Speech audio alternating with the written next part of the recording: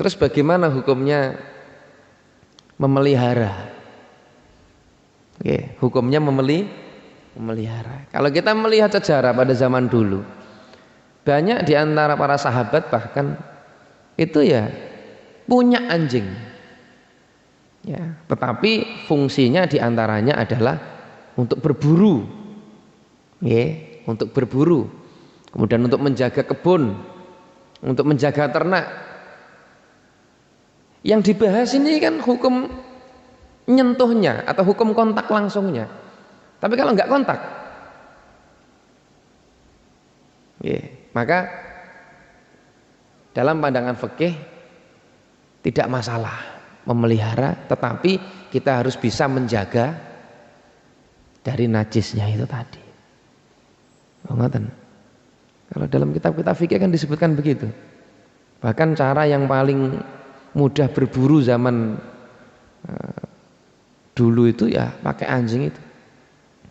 Nanti ada ketentuan-ketentuannya. Yang penting pada saat anjingnya dilepas itu kita mengucapkan Bismillahirrahmanirrahim.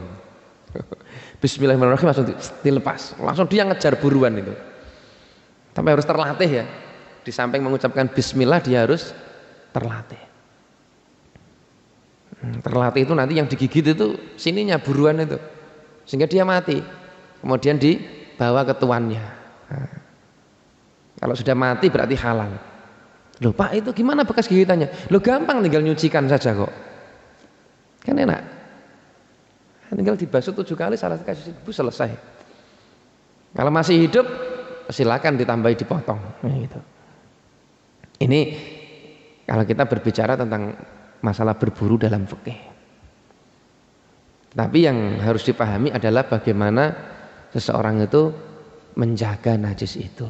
Nah, kayak misalkan di rumah, misalkan ada guguk, terus masuk ke rumah, naik sofa, naik kasur, wah itu jenengan nggak bisa jaga najisnya. Kenapa? Najisnya nyebar kemana-mana, gitu. Nah, jenengan kan bingung, ini yang dilewati guguk tadi yang mana?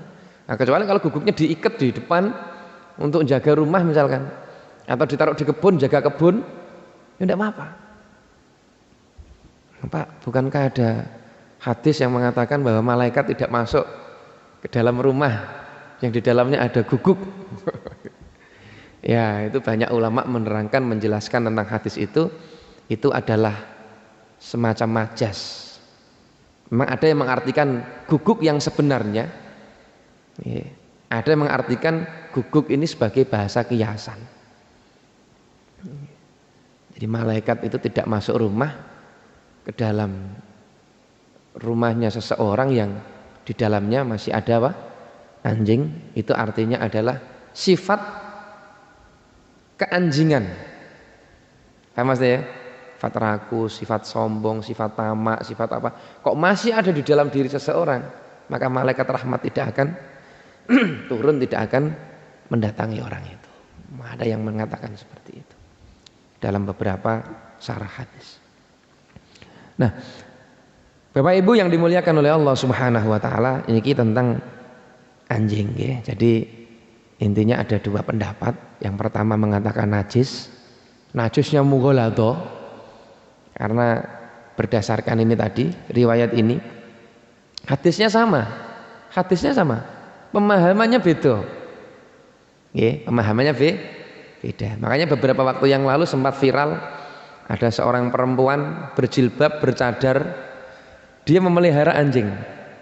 Ya, viral itu ya di TV itu. Anjingnya banyak, enggak hanya satu.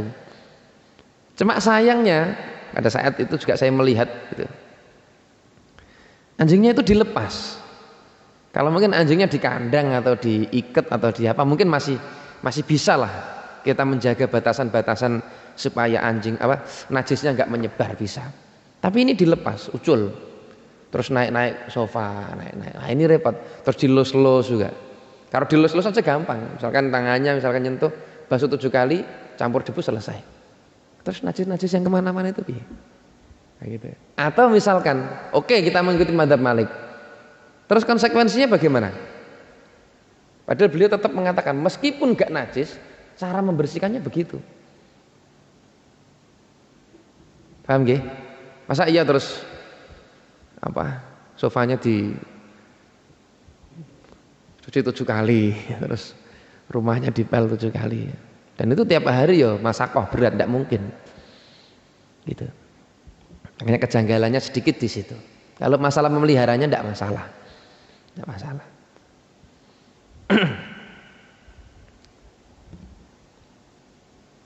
Baik. Ini terkait dengan masalah anjing yang dilihat dari sudut pandang fikih.